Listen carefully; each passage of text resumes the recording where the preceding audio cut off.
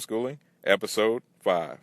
Hello, this is Jackie Bledsoe, writer and blogger at JackieBledsoe.com, and you're listening to Connected Homeschooling with Devin Dabney.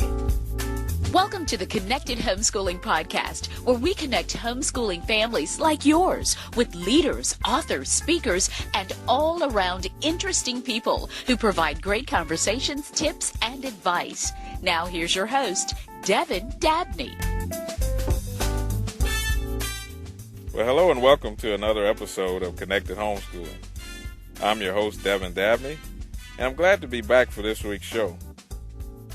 If you want to hear from a veteran homeschooling dad whose family has served as pioneers, stay tuned.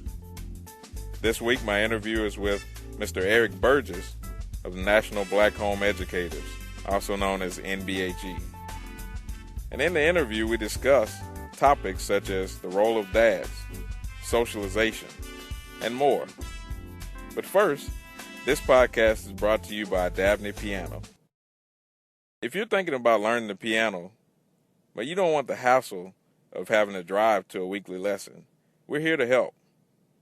Visit DabneyPiano.com to set up a virtual lesson that can be conducted via Skype or Google Hangouts.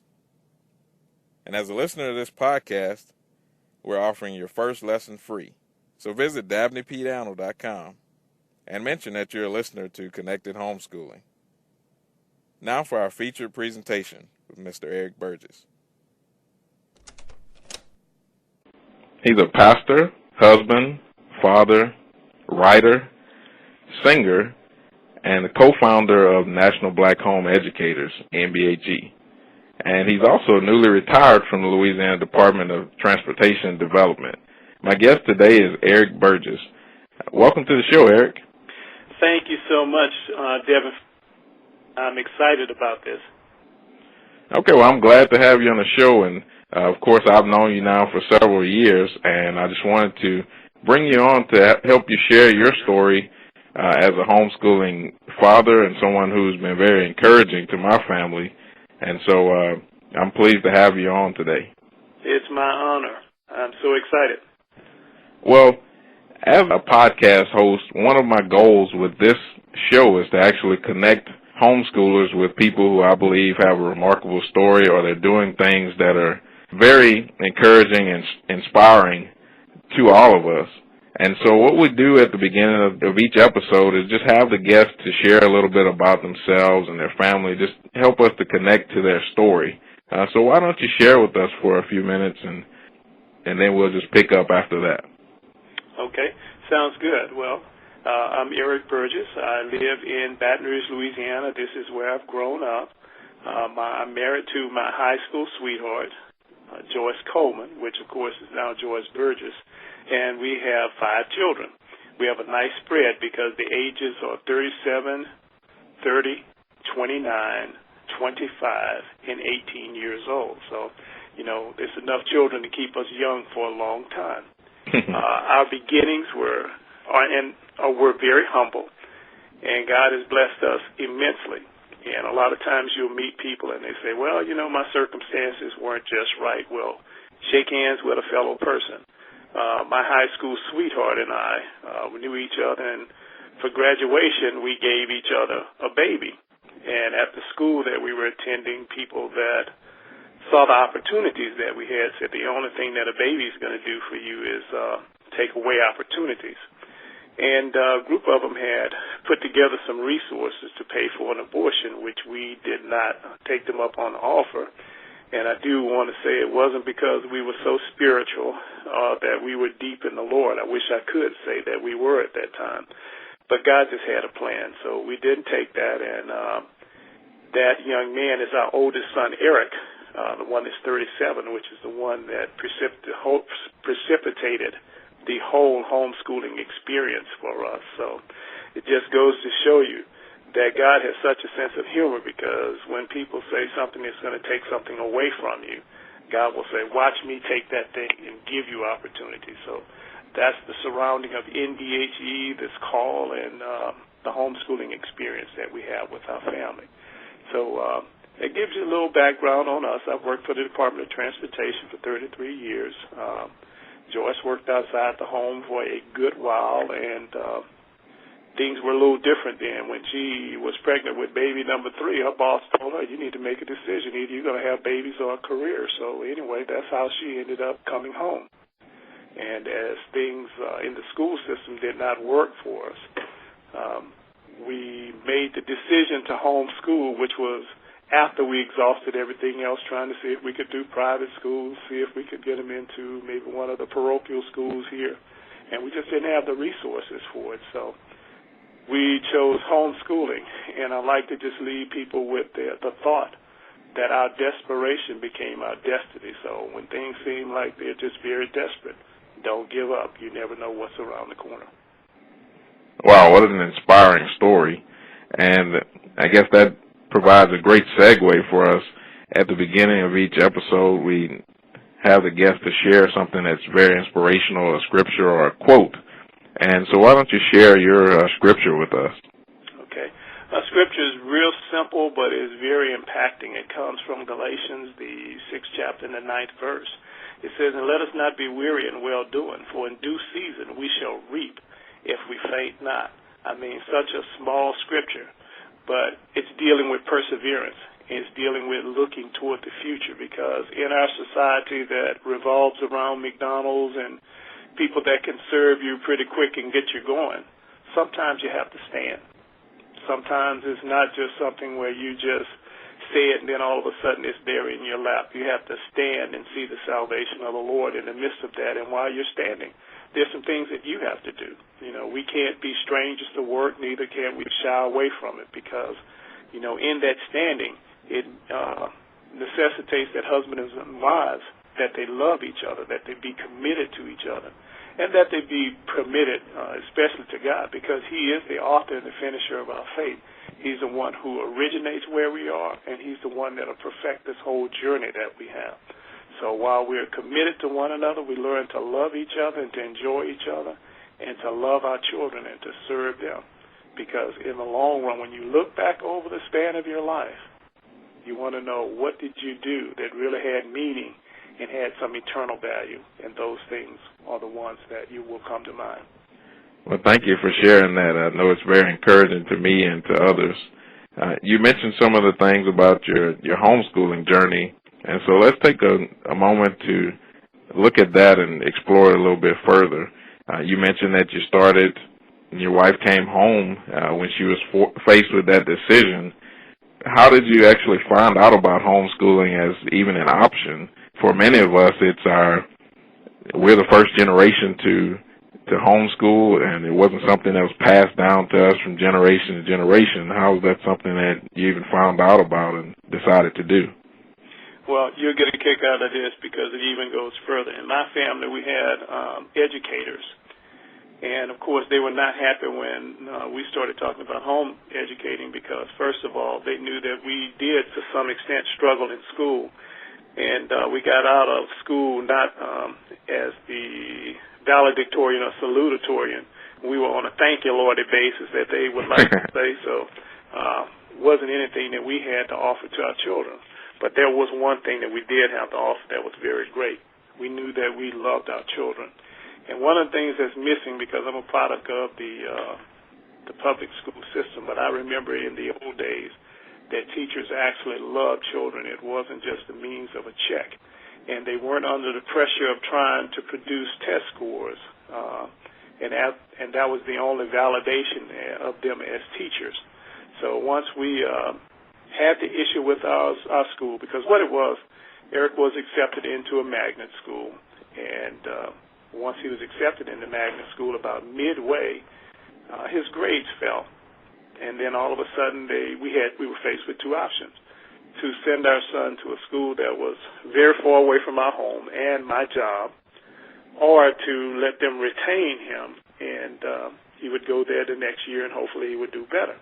And this was midway in the school year, which seemed like very early for that type of assessment. So we were very distraught and trying to decide what we would do. So it's funny, we knew of a church that had a school, and we were looking at putting Eric there, and the school had a relationship with one of the area financial institutions that would give us a loan for our son to go to school. That wasn't going to work because at that point we had two children, and if we paid for one, the other one would go for half price, and I won't even amaze you with the amount of money that they were looking for with that. We tried some of the parochial schools, and in that regard, you had to give a donation to the institution plus pay curriculum. So we didn't know what we were going to do. And my wife, who's always the person with the pioneering spirit, comes in and say, let's homeschool. And I was like, what the heck is that? So at least once she planted that idea in me, I said, well, if we're thinking about that, I need to get some information. So I started calling around, and I was able to contact the gentleman at an area church. And we met one night at the service, and we met his family. And it was just tremendous. They seemed like they enjoyed being together rather than just tolerating each other. Their children were very mannerable, and seemed like this is something that we could do. And the wife in that family spent time with my wife, and she was very definitive yet very gracious because she allowed Joyce to come into her home and see her homeschooling, but she told her what time she could be there because her focus was on educating her children. Now, the thing I want to throw out about this family that we found was a Caucasian family. So there was nobody that, quote, looked like us, being black, that we knew. And our parents gave us a hard time from that because their issue was, well, these children need to know what it's like to be black. You're involving them with all of these white families. Well, I would always say, when I looked in the mirror, I didn't see anything different. I hadn't turned white, so, it wasn't like they were going to lose anything. I was still black, and so was my wife. But anyway, I'm being my little off funny self at this point. But we moved along with homeschooling, and I guess this kind of segues into the start of NBHE, because I was talking to my wife one night and said, wouldn't it be nice if there was an organization that targeted, not was exclusive, but targeted African Americans or blacks that would get involved in homeschooling, and we could have a website and people could point and click, and then they would see people that looked like themselves that were homeschooling. We didn't have that luxury when we started this thing off. A lot of the homeschool groups we went to, we were the only dark faces that were there, and that was fine because the fellowship was good, but we were really there to find out what we needed to do to teach our children. So that basically gives the journey of how we got started into this and a brief segue into the organization itself. Okay. Now, was there any particular curriculum or any resources that you decided to use during that time? I'm sure there were probably a lot of different things. It's not a one-size-fits-all thing for homeschooling families. Well, the interesting thing is there's not a one-size-that-fits-all, and most of us have the same story. We don't have any money. So we were at a homeschooling conference, and, one of the things that God has always shown us to do is to use what we have. So at this first homeschooling conference that we went to, some of the people in the leadership in Sheffield, Louisiana, gave us the opportunity to house one of the vendors. So this gentleman stayed with us. He was an older Caucasian gentleman, and we affectionately call him Uncle Fred now. But while we were there at the convention and looking at all of the resources and the prices that were there, we came home that night after the first level of the conference. We just sat at the kitchen table, Joyce and I, and just kind of looked at each other. And Mr. Fred walked in the room, and he said, do you mind if I join you guys? So, Joyce made a pot of coffee, and we started talking. He said, it's overwhelming, isn't it? And we were like, yes, sir. He said, my encouragement to you at this stage is just go there, hear the speakers that are encouraging you, and look at the resources that are there, but don't buy a thing. And we were like, what? He said, don't buy a thing. He says, you take 3 months to get to know your child. Go to the library, which is something you already pay for through your taxes. He said, and go there and get some books get some little math sheets that you can have your son do and find out, locate where he is. He said, once you do that, the next step is God will show you exactly what you need to do. So that's what we were doing. We were reading different, at least working with Eric with different reading materials and books. And we were also doing the math sheet. We were able to identify where he needed help. And from there, we were able to start looking at what it was that we would buy. But we got a chance to know each other a little better. You know, it's amazing when you send your kids out every day. There's a lot about them that you cease to know, you know, other than when you receive the report cards. But when you have them there with you, you see weaknesses and you see strengths, and you see that the weaknesses that you need to improve and the strengths, you actually feed them even more so that they can really become dominant. So that's how we started as far as looking at curriculum. Now, the first curriculum that we used was an entity called Christian Liberty. The reason that that was chosen because Christian Liberty kept records and all of this. They sent us a test. Eric did the test, and then we sent it back to them. They graded it, and then they sent the whole curriculum for him for a semester. He would take the test and the various things that surrounded that, and then it was sent to Christian Liberty. It was graded, and, of course, they did all of the record keeping. That was great in getting started, but after that, we saw where we could put together the things that would meet his needs, and we've gotten to the place from going to conferences and hearing other people talk about keeping a transcript for your child. So we started doing that ourselves, and we went to choosing the things that would help him achieve the educational objectives that he needed. So we started off with one thing that was very structured, then we went to something else where we were putting the structure to it, and that simply comes with time. Okay. Now, you mentioned earlier just some of the opposition even from family when you were getting started with homeschooling.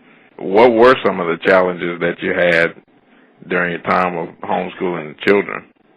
Well, funny thing is, like I said, we had our challenges when we were in school, so educators in the family said, you mean to tell me that you guys, that, you know, you got out of high school on an average educational level, but you think that you can do as good a job as we can, and, you know, we're professionals, and we go back for these enrichment courses every year.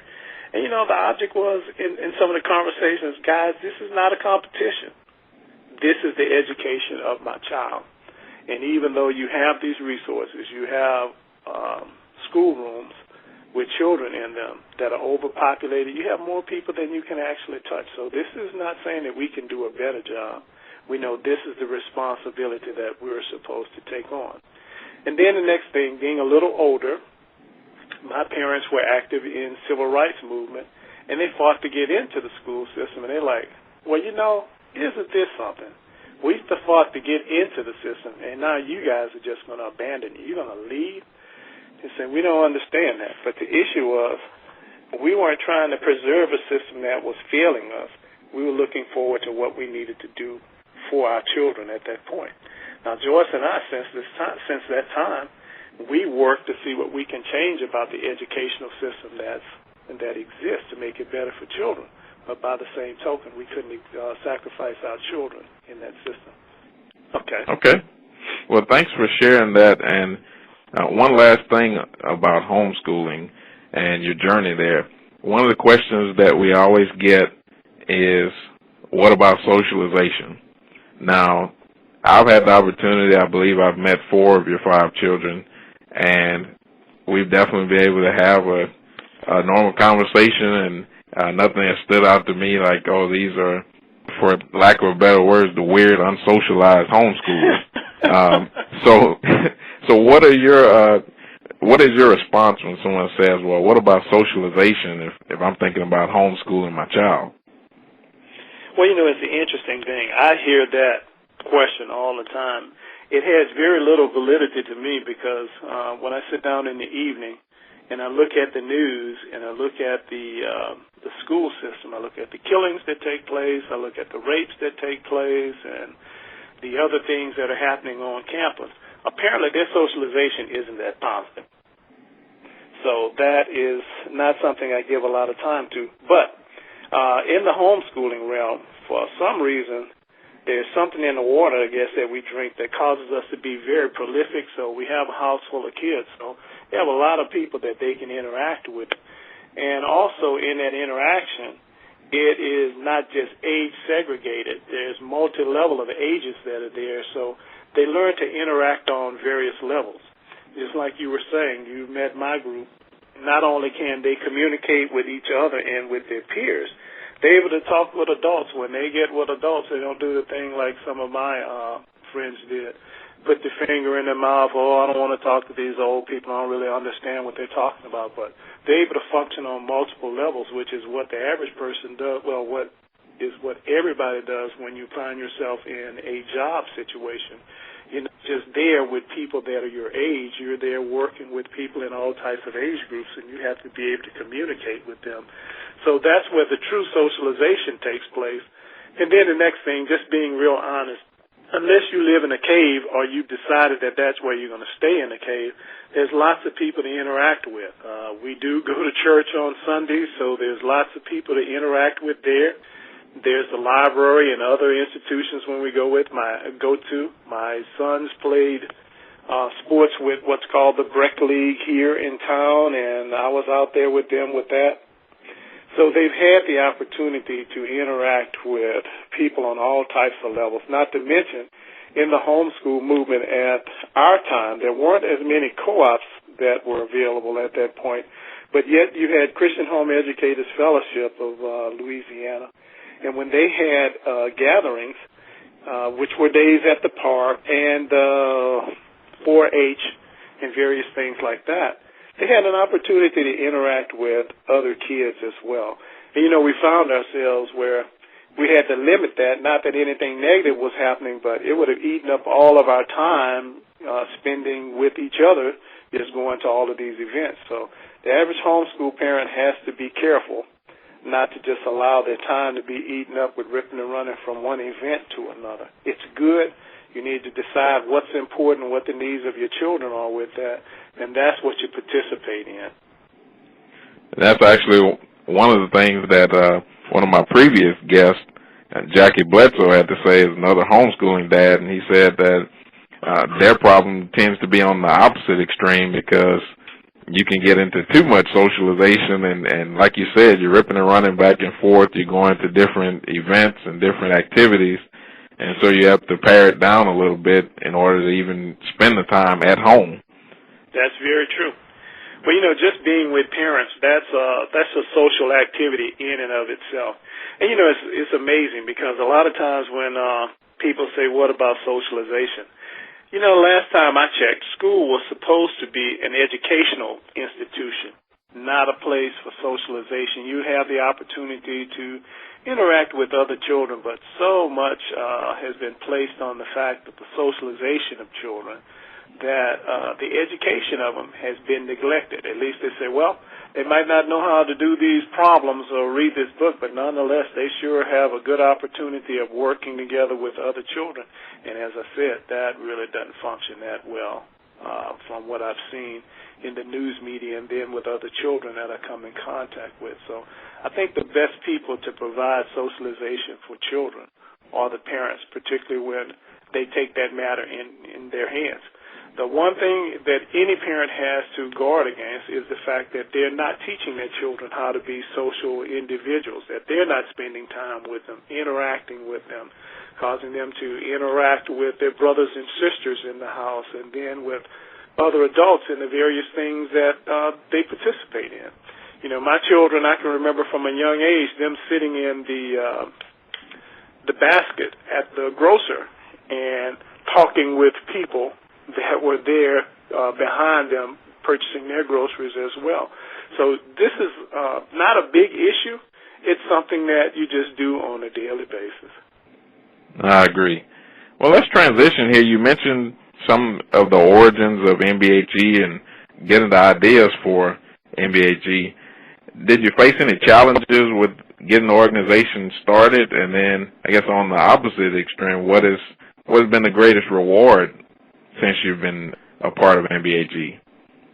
Well, NBHE has evolved. I have a wife that is is tremendous. And one of the things that is one of my little puns, but it actually came from her because we have 5 children. We've actually had 7 pregnancies, 2 that didn't come to term, so we have 1 to see. But Joyce would tell me, the night when I was saying, man, wouldn't it be nice if there was an organization that targeted blacks?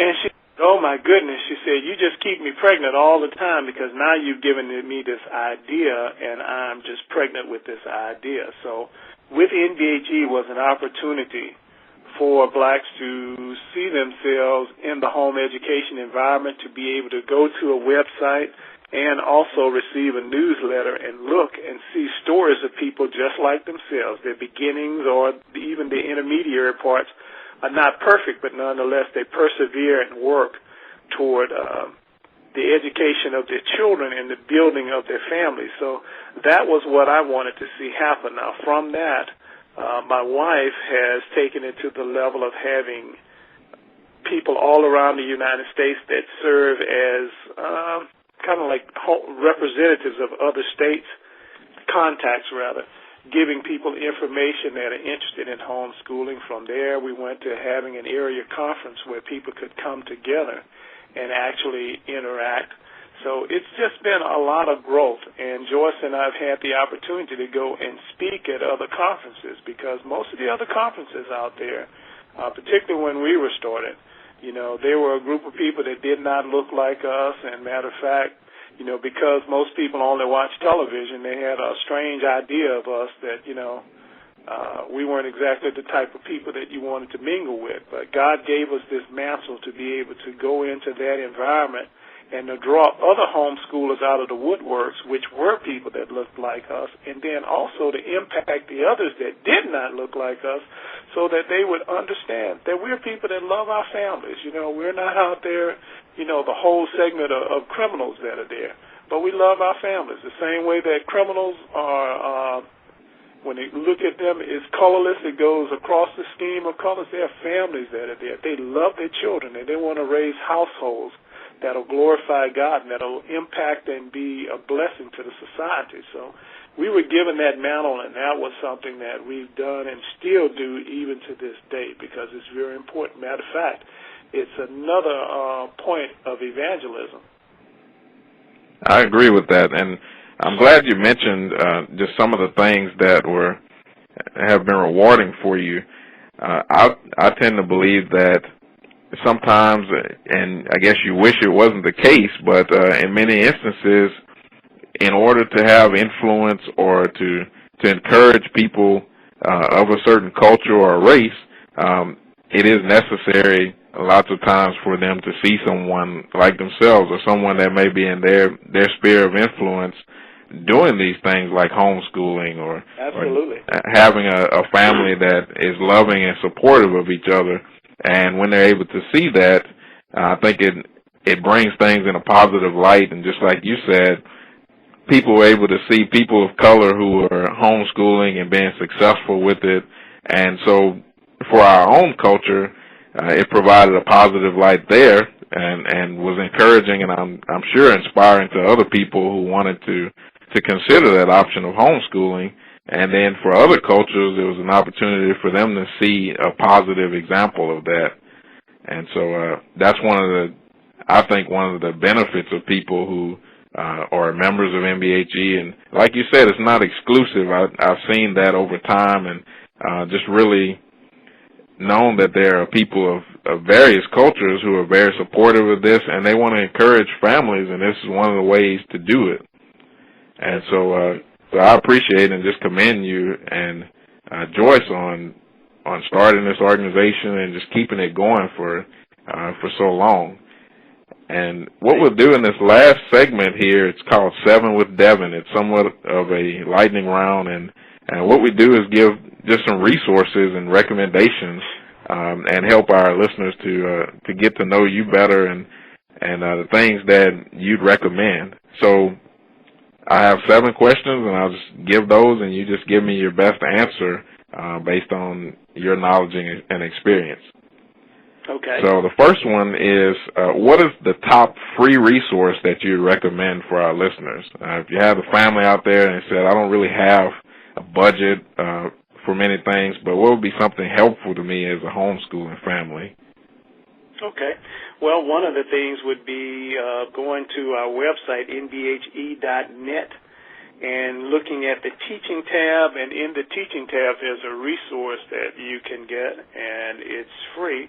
And that resource would be a book list from NBHE where it has books that have been reviewed by my family and then by others that you could use.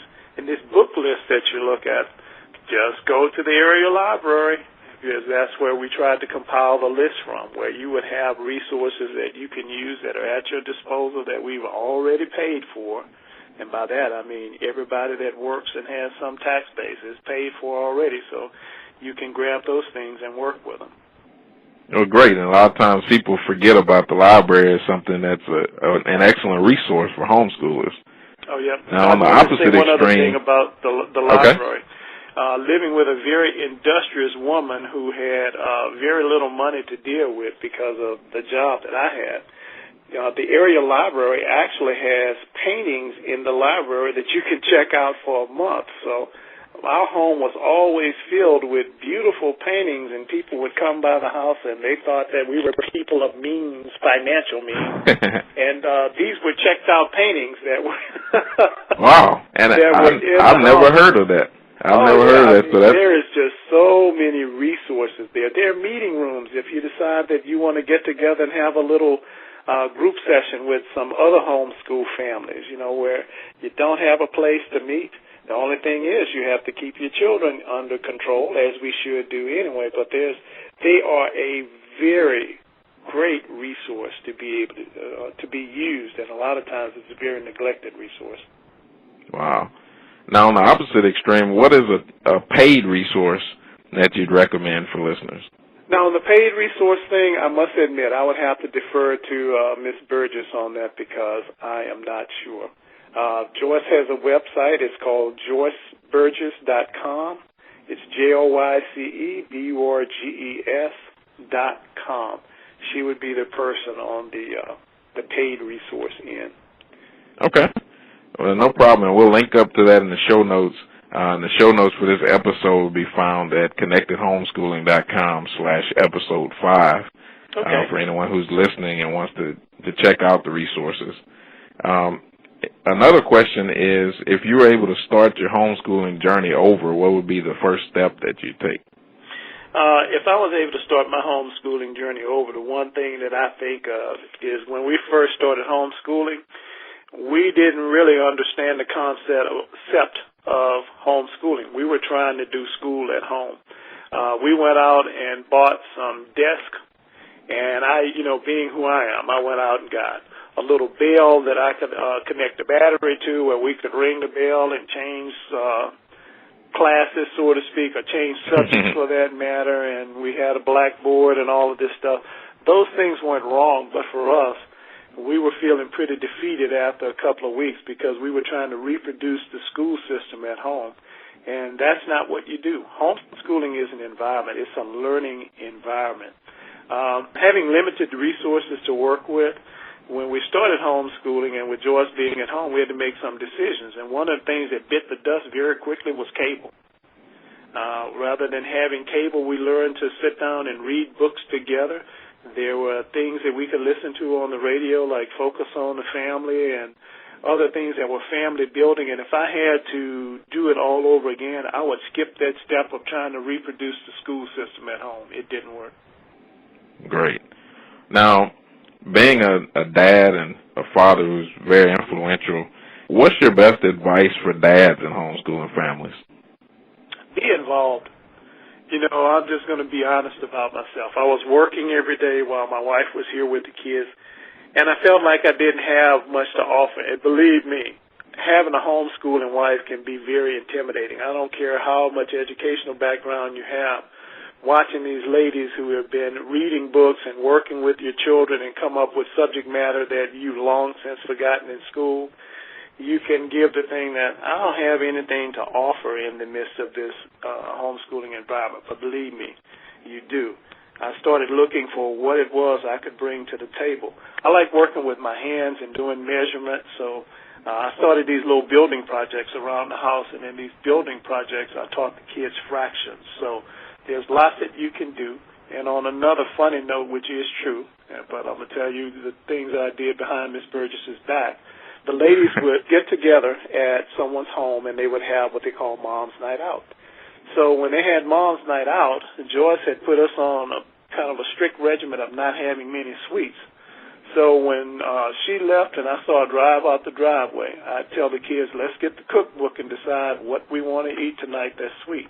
And we found the recipe, and then we would cut that recipe in half, or in some cases, depending on the size of it, in fourths. So they learned once again how to do fractions, because we would cook something and eat all of the evidence and have it all gone by the time Mom got back home. That's great. Well, we have 3 more questions here, and these next 2, I'll just group them together. Okay. What has been your greatest reward in your time as a homeschooling family, and then what has been the greatest challenge? Greatest reward as being a homeschooling family, and I'm going to relate these pretty much to dads, but I know that it is with the whole family, but particularly the reward. The reward is relationship with children. I just retired 2 weeks ago, and my family gave me an event, my retirement party. They did that last week. My son came in from New York with his wife, and my son here locally, and his wife, and Candace and her husband, and then the other 2 that are still here at home. And they stopped and they said so many wonderful things about me. It was kind of like being at a funeral where I need to go look at the body in the coffin and make sure it was still the right person that they were talking about. But every little thing that I had done, they remembered.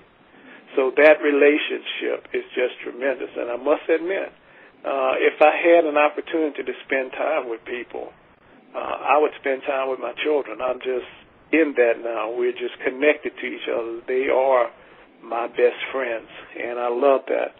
My greatest challenge in homeschool family, once again talking about myself, was coming home from work tired and not wanting to be a part of it, not wanting to do anything.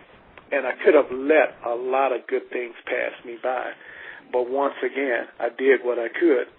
In my office, I had I'm dating myself now, a little cassette player, and the cassette player had a radio on it, and I used to listen to various programs. One of them was focused on the family, and sometimes there was something really impacting that my family needed to hear, and I would come home, and we had a time that we would have dinner, and then after dinner, I would have that thing to play back. And we'd have the opportunity to listen to it and discuss it, and in some cases, some of the things that were shared made us all cry. We sat around the table and all had tears in our eyes. So the challenge as a homeschool family is the fact of not utilizing the time that you do have, because it's precious. Oh, thank you for talking about that. And actually, that's something that really sounds like a lot like myself. I often listen, focus on the family as a podcast that's similar to this, and so many helpful topics. And actually listening in on the way to work this morning, and it's just something that I've learned so much from different people, and so that's something we'll link in the show notes. Now we're going to end the interview on a light note. This last question in this segment is, what's a unique talent or characteristic about you that most people don't know? One of the things that you've heard me kind of allude to it, I'm kind of a practical joker. I like to play jokes. I have very humorous individuals, so I'd like to think. Sometimes my wife doesn't think that I'm that humorous. But my kids laugh at my jokes. I don't know, maybe I paid them to do it with allowances or whatever, but they really enjoy my jokes. I enjoy kidding around and doing different things, and I enjoy kind of tantalizing Miss Burgess with different things, because I guess I shouldn't say it over the radio, but you didn't hear it from me. She's scared of bugs and creatures and stuff like that. So when I find things like that, I like to put them different places just to hear the scream. So we'll kind of all have our giggle and stuff around the house when that happens. Kind of bad, huh? Well, it sounds very, very similar, though. Well, I appreciate you letting us in on that. Well, what we do every week is give our listeners a resource of the week, and our featured resource this week is actually found on the NBHE website. If users will just, and our listeners will just go to the website, nbhe.net, and just sign up for the email list. There's a very valuable newsletter that's sent out, and I know I'm on the email list, and it definitely gives you more information like we've shared here today on the podcast. So definitely go to nbhe.net, sign up for the email list, and you'll definitely get some valuable resources there. And the last thing we want to do is just inform our listeners what's the best way to reach you guys, and just how are some ways that they can reach out to you. Okay. Well, I'm not on Facebook or any of the other things like that, but my wife is on there. So we have the website, which is nbhe.net. That's one way that you can reach out to us, because in there you can give us messages. And then also there's joyceburges.com. And I have something that's a little different. I don't know if this has ever been done on the program before. I'm just asking for the prayers of the saints that are out there for me, because here I am. I've been blessed to retire, and now I'm looking for what the next thing is that the Lord wants me to do. I'm involved in church as a pastor. I do family counseling, premarital counseling, but I want to get the word out there to strengthen families in whatever means that I can. So you guys be praying for me, and then also I would ask if maybe you have some ideas of some things that would strengthen your family, that maybe you'd send those into the email address that you'll find on nbhe.net. Okay, well, thanks for sharing that. And I just want to take a moment to thank you, Eric, for being on the Connected Homeschooling podcast. I know it's been a blessing to me and also to everyone who will have the opportunity to listen to this. So thank you so much for your time today.